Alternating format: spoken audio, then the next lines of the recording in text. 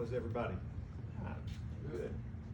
I always get nervous when I'm in a room full of politicians because I'm reminded of what Ronald Reagan said back in the 80s. He said that a politician and a priest died at the same second on the same day. And when they got to the pearly gates, St. Peter greeted them and said, "Hey, here's the introduction. Let me show you where you're going to live for eternity."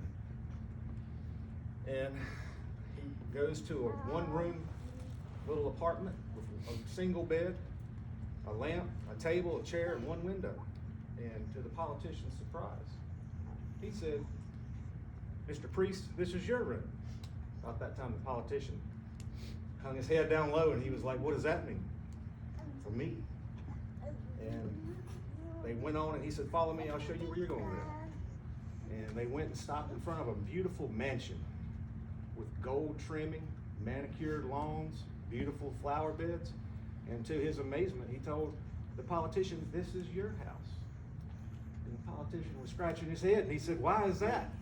If the priest got this and I get this, how is that fair?" And he said, "Well, we got a lot of priests up here in heaven, but you're the first politician."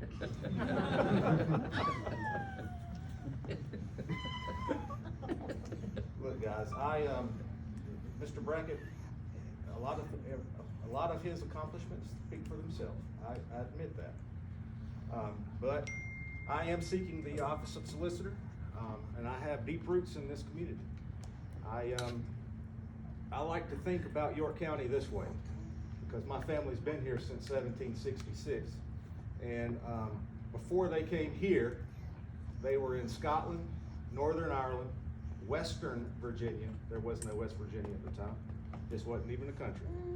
And then they stopped and they settled down and they set deep roots here in York County because they realized the beauty of it. And these red hills run in my blood. And while Mr. Brackett might have a lot more experience than me, obviously he's older than I am. That doesn't mean I'm not committed to making this place as good as we can make it, to keep it as good as it is and make it better.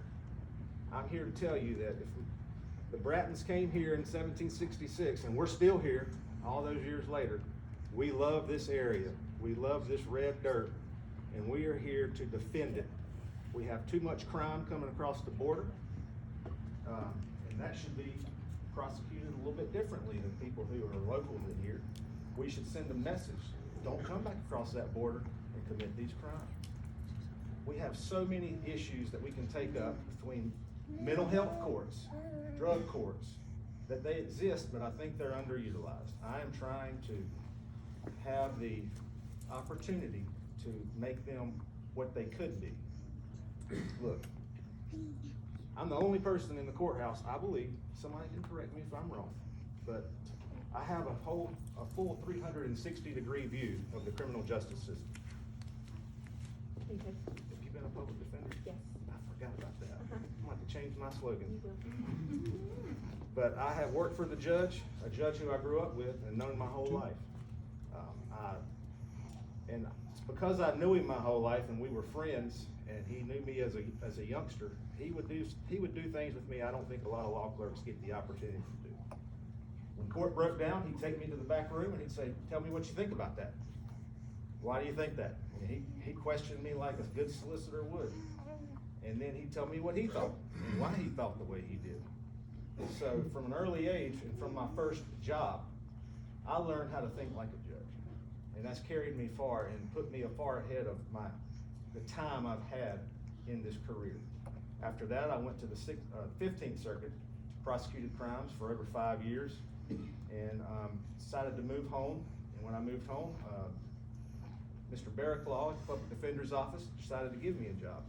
That wasn't my intention to be a public defender, but I think the good Lord put me there because it gave me the full 360-degree view of how the whole system works.